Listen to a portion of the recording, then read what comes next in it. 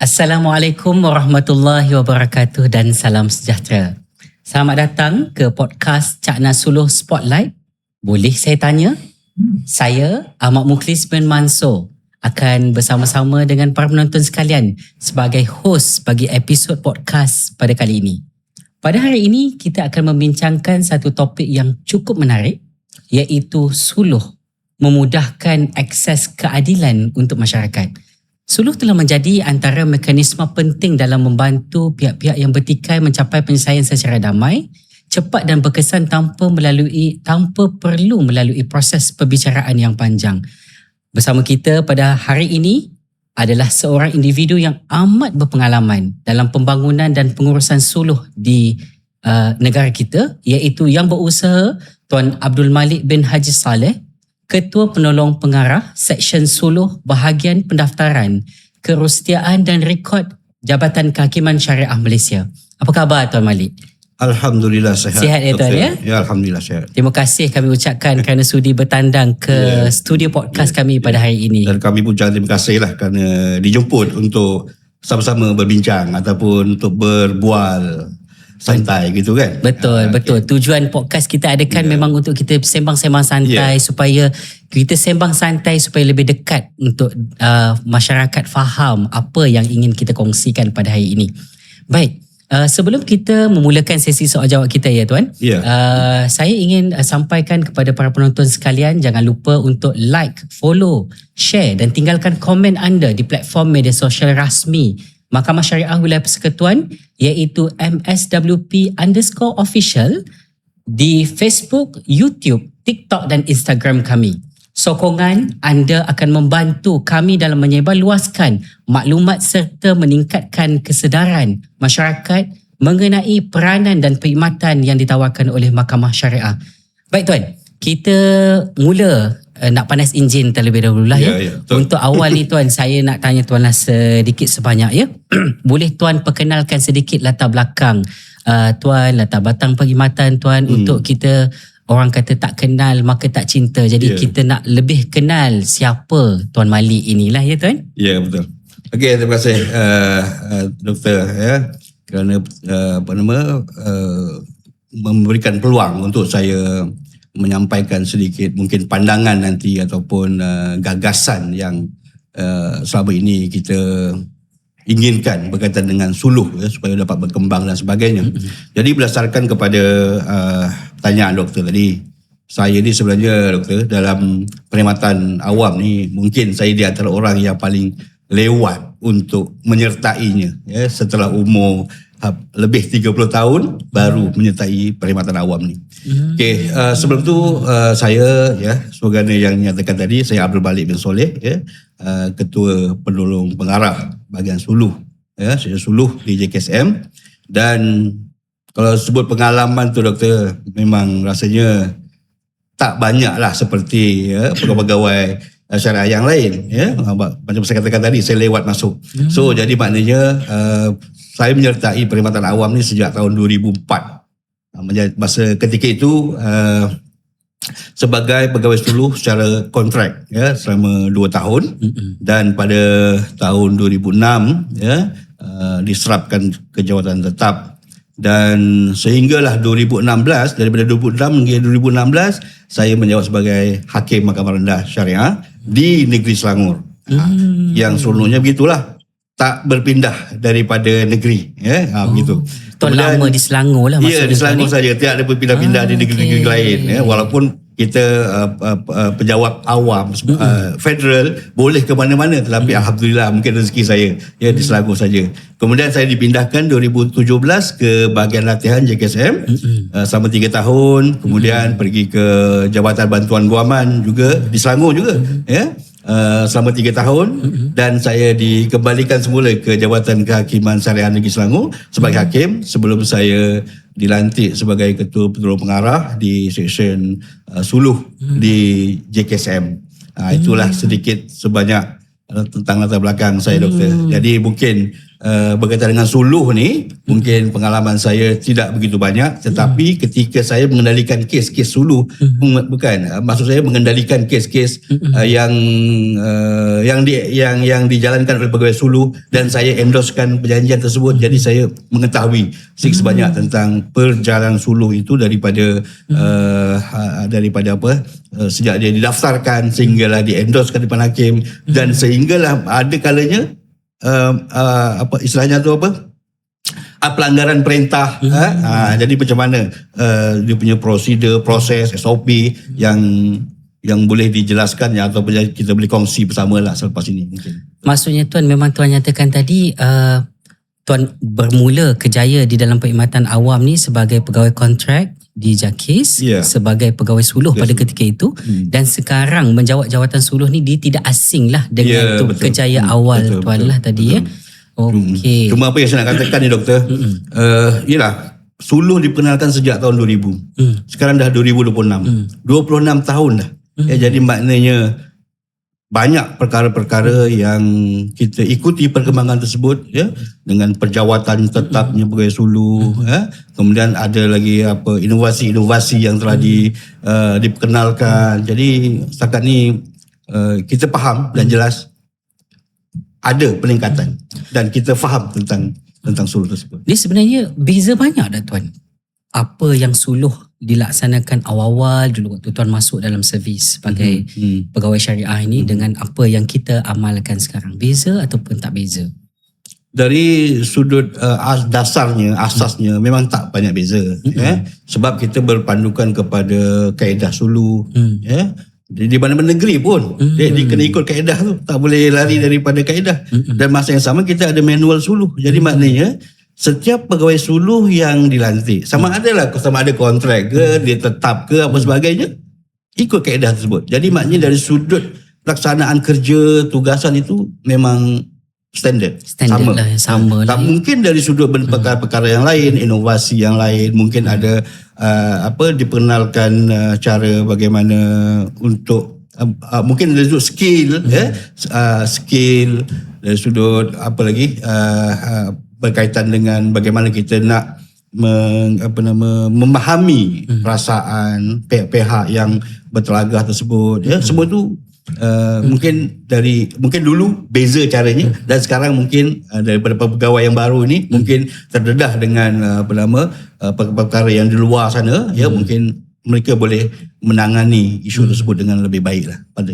pandangan saya. Dan saya maksudkan di sini ialah dulu bukan tak baik ataupun sekarang yang lebih baik, tidak, sama je. Cumanya perubahan masa itu berjalan, maka berlakulah perubahan juga kat cara, kaedah untuk kita melaksanakan tugasan tersebut. Dia mungkin analogi mudah dia macam kita kan, kalau kita masih di peringkat baby sehingga kita menjadi dewasa, sudah pasti kita lebih matang saya rasa sebelum berlaku. Tuan 26 tahun. Maksudnya satu tempoh yang lama. Tempoh yang lama. Kematangan sudah ada dan banyak pengalaman-pengalaman yang mungkin diorang ambil, dan sebahagian daripada pegawai suluh yang dulu pun sekarang dah menjadi top ranking dalam JKSM kan. Mereka ada idea untuk mengembangkan bagaimana suluh itu boleh diterima oleh masyarakat sebagai satu budaya. Satu budaya, apabila ada masalah saja, bukan istilah sekarang kita nak ubah. Orang kata sekarang ni see you in court. Kan? Sekarang kita kata kalau ada masalah pergi suluh. Pergi bincang dulu. Itu yang kita nak jadikan budaya. Betul. Begitulah keadaan. Betul. Itulah saya tertarik bila Tuan ceritakan pengalaman Tuan dan dalam kerjaya Tuan, banyak tempoh yang agak lama Tuan sebagai hakim, sudah pasti ada kes-kes yang melibatkan suluh yang Tuan berhadapan, sama ada Tuan mengendorsekan perjanjian suluh, melihat macam mana ubah perintah yang terbit daripada perjanjian suluh. Jadi perkara itu yang kita akan sama-sama kongsikan selepas sebenarnya ni. Cuma kita pergi kepada soalan seterusnya Tuan. Bila kita sembang suluh ni kan, suluh ni apa sebenarnya Tuan? Dia apa yang dilaksanakan? Apa kita terjemahkan dalam konsep pelaksanaan di Mahkamah Syariah ni? Mungkin Tuan boleh ceritakan kepada pendengar kita Tuan. Bagus soalan tu Doktor. Kadang ada kalanya masyarakat ni tak faham suluh ni apa sebenarnya. Kan, untuk apa suluh-suluh ni? Kan mungkin suluh tu dalam perkataan Arab. kalau kita terjemahkan, kalau kita nak bagi maksud yang lebih faham kepada masyarakat ni, suluh ni ialah iaitu proses perdamaian secara rundingan. Itu maksud suluh. Proses perdamaian secara rundingan. Yang dipimpin siapa? Oleh pegawai suluh tadilah. Begitu. Sebabnya kita merujuk begini. Dalam Al-Quran ada disebut as-sulhu khair. Dalam kalau kita melihat kepada tafsiran as-sulhu khair ni, ya, ulama banyak tafsirkan tu, dan kitab klasik pun banyak diterangkan apa makna sulhu khair. Dia kat situ kita boleh simpulkan ada 3 perkara yang perlu kita nyatakan di sini ataupun yang perlu difahami, di mana as-sulhu itu adalah jalan perdamaian. Di mana pasangan yang bermasalah digalakkan untuk apa? Untuk berbincang, ya, dan untuk mencapai kesepakatan. Itu maksud sulh khair. Itu ayat Quran, ya, surah Nisa ayat 128 kalau tak silap saya lah, ya. Kemudian dalam suluh tu juga sebenarnya perdamaian, kita boleh mencapai perdamaian yang lebih baik, kan? Ada kalanya kita ni Allah menegaskan supaya kita ni supaya sering bertolak ansur, berlapang dada, menerima kekurangan dan kelebihan pasangan, ya. Jadi dengan adanya suluh ni, perbincangan ni, maka kita akan redha menerima semua perkara, dan semua perkara akan menjadi mudah, tidak dipersulitkan, tidak dipermasalahkan. Kemudian satu lagi perkara yang perlu kita nyatakan bahawasanya sulhu khair itu adalah sebenarnya menumpukan fokus kepada fitrah semula jadi manusia. Fitrah semula jadi manusia. Sebabnya ada kalanya kita ni, doktor, ya, kadang kita ni mementingkan diri sendiri, ya. Kadang kita bongkak, kita sombong, kita takbur dengan orang lain, kita tidak mengakui kelemahan kita, ya. Begitu. Tapi apabila berjumpa dengan pegawai suluh ni, diterangkan, Tuan begini, inilah punca masalah kepada rumah tangga, kan? Punca nafkah tak diberikan. Apabila dia terangkan begitu dengan skill yang bagus oleh pegawai suluh ni, maka masing-masing pun sedar tanggungjawab masing-masing. Sedar tanggungjawab masing-masing dan dapat dilaksanakan dengan cara yang baik. Begitu. Maksudnya fitrah semula jadi kita ni, kalau ada masalah, kalau boleh kita nak selesai cara baik dulu. Itu fitrah kita. Betul. Cuma dengan pendekatan suluh yang mahkamah bawa ni, yang Jabatan Kakiman Syariah dan mahkamah bawa ni, kita ada seorang pegawai suluh yang membantu rundingan itu. Begitu, ya Tuan ni? Betul. Dan perlu diingat, doktor, soalnya suluh ni yang kita laksanakan di mahkamah ni adalah satu solusi ataupun satu platform yang sangat baik dan berkesan, dan telah dibuktikan pun. Dan dia menunjukkan bahawasanya menyelesaikan pertikaian tanpa perlu melalui perbicaraan. Itu yang penting yang kita nak fahami tentang suluh ni. Kita tak nak benda-benda ni kita bawa bicara. Apabila bicara, maka apabila keluar keputusan, masing-masing satu pihak mungkin akan senang hati, satu pihak akan sakit hati. Ya, ini selalu orang tanya. Kenapa orang tak nak kita, dia macam ni, orang luar, orang awam selalu nak pergi ke bicara. Tetapi kita petugas mahkamah ni biasa kita kata pergilah runding dulu, selesai cara baik. Kenapa Tuan ni sebenarnya? Itu saya katakan tadi, fitrah manusia. Sebenarnya kita kalau boleh kita nakkan satu isu masalah itu dapat diselesaikan dengan cara yang baik. Kita tak mau terus kepada perbicaraan. Macam saya katakan tadi, kalau bicara ni keputusannya yang dikeluarkan oleh hakim ni biasanya akan satu pihak tu akan seronok saya dapat apa yang saya nak. Satu pihak lagi sakit hati sebab tak dapat apa yang dia nak. Itu realiti sebenarnya. Itu realiti yang sebenar. Dan masa yang sama, doktor, suluh yang ada di mahkamah ni adalah menepati prinsip syarak, di mana win-win situation itu berlaku sebenarnya.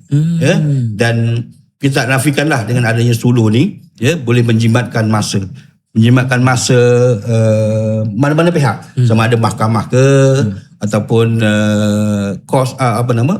masa, menjimatkan masa, kos dan apa-apa benda lah berkaitan dengan mahkamah ke, berkaitan dengan pihak-pihak ke. Jadi maknanya dengan adanya suluh ni, maksudnya kalau dipraktikkan dengan sebenar-benarnya, memang satu solusi yang sangat baik. Sebab Al-Quran ada menjamin, as-sulhu huwa khair. Maksudnya pelaksanaan suluh ni bukan mahkamah syariah saja perkenalkan. Sebenarnya dia ada roh yang kita ambil daripada penekanan ayat Quran itu sendirilah. Betul. Sangat besar hikmah ni, Tuan. Betul. Sebab itu saya katakan tadi, Tuan, doktor, bukan sekadar mahkamah syariah saja yang menjalankan suluh ni. Okey. Sebenarnya kalau kita lihat di luar sana banyak juga agensi-agensi yang menawarkan tentang perundingan. Kita ada MMC dari Baba Council. Kita juga ada daripada Jabatan-Jabatan Guaman, PMM. Semua tu mengarah kepada perundingan, perbincangan kan, secara suluh. Dan kita sebenarnya antara produk yang paling awal di mahkamah. Sejak tahun 2000 lagi kita dah memperkenalkan suluh. Macam saya katakan mula-mula tadi lah. Betul. Maknanya sejak tahun 2000 sehingga sekarang. Jadi maknanya dari sudut, kalau kita lihat dari sudut statistik ke pencapaian ke, memang terlalu banyak lah. Maksudnya tuan, dia suluh ni dia bukan apa yang kita buat di mahkamah, tidak ada di luar. Di luar sana kita ada Jabatan Bantuan Kewangan, kita ada mahkamah sivil pun turut melaksanakan proses ini ke arah mendamaikan pihak-pihak, cuma menggunakan mungkin terma yang berbeza. Terma yang berbeza. Kalau kita ni di mahkamah syariah, pastinya kita akan melihat kepada prinsip syaraknya dan sebagainya lah. Itu yang menjadi asas utama, di mana perjanjian contohnya ada kesepakatan bersama, maka adakah terma-terma itu menepati hukum syarak ataupun tidak, menzalimi satu pihak ataupun tidak, semua itu akan dinilai lah, akan dilihat oleh pegawai suluh tersebut. Dan buat masa sekarang pegawai suluh yang akan memberikan pandangan, memberikan penilaian, dan masa yang sama selepas berjaya, sekarang ini di-endorsekan di depan hakim, di-endorsekan di depan hakim, dan hakim lagi masih lagi melihat perjanjian terma itu bertepatan dengan syarat atau tidak. Itu kelebihan kita lah. Kalau melihat sistem kontrak yang lain, mahkamah tak melihat benda tu, cuma disepakati oleh kedua-dua pihak. Sehingga seandainya ada berlaku pelanggaran, maka pergi ke mahkamah. Itu yang berlaku lah.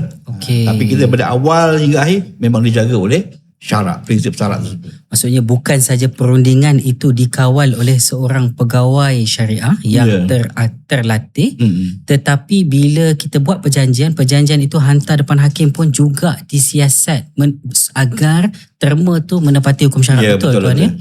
Itu begitu mahkamah syariah betul-betul nama pun mahkamah syariah kan tuan kan, dia memang menekankan hukum syarak dan prinsip asas undang-undang ni kan, betul ya. Baik tuan, saya ingin bertanya tuan lah, dalam konteks masyarakat hari ini kan, kita sering berdepan dengan masyarakat di luar sana sering berdepan dengan cabaran ekonomi, tekanan rumah tangga. Sejauh mana tuan nampak suluh ini ataupun majlis suluh yang diadakan di mahkamah syariah ini mampu mengurangkan konflik rumah tangga? Bagus soalan tu, doktor. Sebab masing-masing sekarang kita melihat banyak berlaku punca perceraian disebabkan oleh masalah tekanan hidup, ekonomi lah.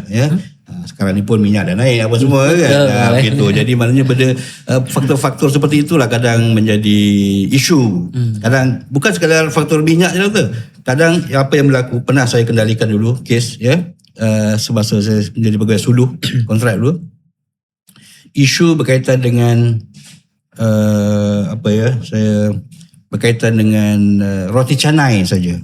Roti canai menjadi punca perceraian dan pergaduhan. Contohnya begini, saya bagi satu isu tu yang di depan saya. Si isteri ni nakkan suaminya belikan roti canai untuk dia 2 keping. Tapi suami ni hanya beli 1 keping untuk dia saja, untuk isterinya saja. Sebab apa? Sebab suami dah makan dekat kedai dulu. Begitu. Sebabnya beli satu roti canai daripada asalnya kena beli 2. Itu saja. Dan suaminya makan di kedai dulu, baru dia bawa balik untuk bagi isteri dia. Jadi punca pergaduhan dan menjadi punca perceraian. Itu di antara yang berlaku lah. Tapi apa yang saya nampak di sini ialah sebenarnya kita, masyarakat kita ni sebenarnya apa yang penting tu ilmu kan. Ilmu mesti ada. Sebab kalau tak ada ilmu satu benda pun takkan istilahnya tu tidak akan menjadi baik kalau kita tidak ada ilmu. Sebab itu digalakkanlah kepada mereka yang nak berkahwin ke apa ke, ilmu tu penting kan. Sebab siapa ya, saya teringat Sayyidina Ali kot kata ya, man aradat dunya fa alaihi bil ilmi kan, wa man aradal akhirah fa alaihi bil ilmi, wa man aradahuma fa alaihi bil ilmi. Siapa nakkan dunia kena ada ilmu, nakkan akhirat ada ilmu, nakkan kedua-duanya pun mesti ada ilmu. Itu maknanya tak kira lah nak belajar ke, nak apa ke, hatta nak kata mencuri pun ada ilmu, apatah lagi untuk kita berkeluarga. Pokok pangkalnya ilmu ni benda yang sangat penting. Betul. Takkanlah benda yang tak sekadar istilahnya roti canai, sekeping pun gaduh kan. Di mana pertimbangan kita, di mana akal kita berfungsi untuk memikirkan perkara itu kan. Sehingga bercerai bukannya gaduh-gaduh biasa sehari dua. Ya, anak dah 2-3 orang dah besar-besar. Macam mana kita memikirkan perkara itu? Ya, begitu. Tapi walaupun dengan adanya suluh ni, doktor, ya, apabila berlaku perceraian seperti itu, ya, kita boleh berbincang dengan mereka, ya, bagaimana untuk menyelesaikan kehidupan mereka selepas itu berdasarkan kepada faktor ekonomi mereka, ya, berkaitan, mungkin boleh dikaitkan dengan nafkah anaknya, hak jagaan ataupun sebagainya, itu mungkin boleh dibincangkan dengan cara yang lebih baguslah, begitu. Baik. Jadi Tuan, daripada cerita tentang pengalaman Tuan tadilah, ya, asbab roti canai menjadi punca pergaduhan suami isteri hingga membawa pada perceraian, dan saya yakin banyak lagi pengalaman Tuan yang Tuan mungkin akan kongsikan bersama kita pada hari ini. Tapi Tuan simpan dahulu pengalaman dan cerita-cerita manis Tuan tersebut. Okey, kita akan berehat seketika, kita akan kembali selepas daripada ini. Baik, okey, boleh tuan.